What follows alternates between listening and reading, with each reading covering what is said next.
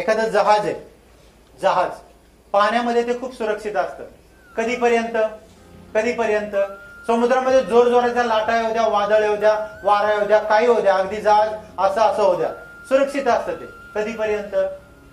जोपर्यंत त्याच्यात समुद्रातलं पाणी जात नाही तोपर्यंत. एकदा पाणी गेलं की जहाज बुडणारच. मला काय म्हणायचं लक्षात घ्या.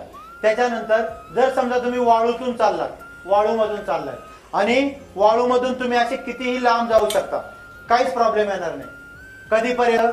जोपर्यंत एखादा वाळूचा खडा तुमच्या बुटामध्ये येत नाही तोपर्यंत तुम्ही वाळूमध्ये कितीही लांबवर जाऊ शकता. एका राजाने काय केलं, एक स्पर्धा ठेवली होती, चित्राची स्पर्धा, चित्रकला. तो म्हटला की असं काही चित्र काढा ना की त्या चित्रामध्ये कमालीची शांतता दिसली पाहिजे. काय दिसलं पाहिजे? कमालीची शांतता दिसली पाहिजे. ज्या चित्रामध्ये सगळ्यात जास्त शांतता दिसेल त्या चित्राला मी खूप सोन्याच्या मोहरा देणार आहे, त्याला बक्षीस देणार आहे, मोठं गिफ्ट देणार आहे. तर मग बरेचसे लोक आले, बरेचसे चित्रकार आले, जगभरातून चित्रकार आले आणि त्यांनी चित्र काढले. तर राजाने त्यातलं एक चित्र निवडलं आणि सांगितलं या चित्राला पहिला क्रमांक आहे.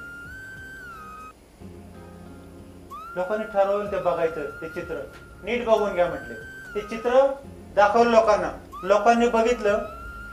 म्हणजे काहींनी काय, तर काहींनी काय, काहींनी एकदम शांत मेडिटेशन करत असलेले दाखवले होते, तर काहींनी एकदम शांत स्वभावाची माणसं दाखवली होती, काहींनी सगळीकडे निसर्ग असं दाखवलं होतं.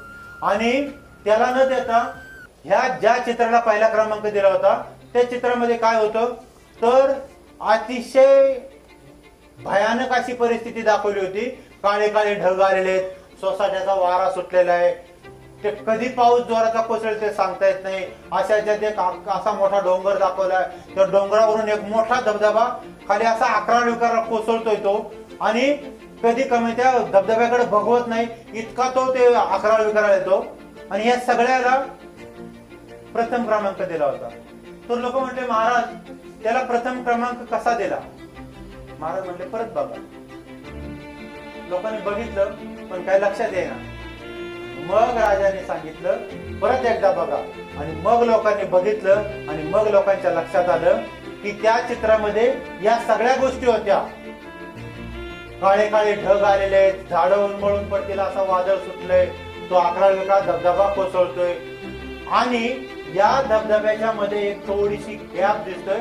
त्या गॅप मध्ये मागच्या बाजूला कपार दिसते, त्या कपारीमध्ये एक पक्षी बसलाय, त्या पक्ष्याच्या दोन्ही पंखाखाली पिलं आहेत आणि अतिशय शांतपणे तो पक्षी बसला. शांतता ती नाही की सगळीकडे शांतता आहे म्हणून तुम्ही शांत आहे. शांतता ती आहे बाहेर अगदी विचित्र परिस्थिती आहे पण तुम्ही शांत आहात.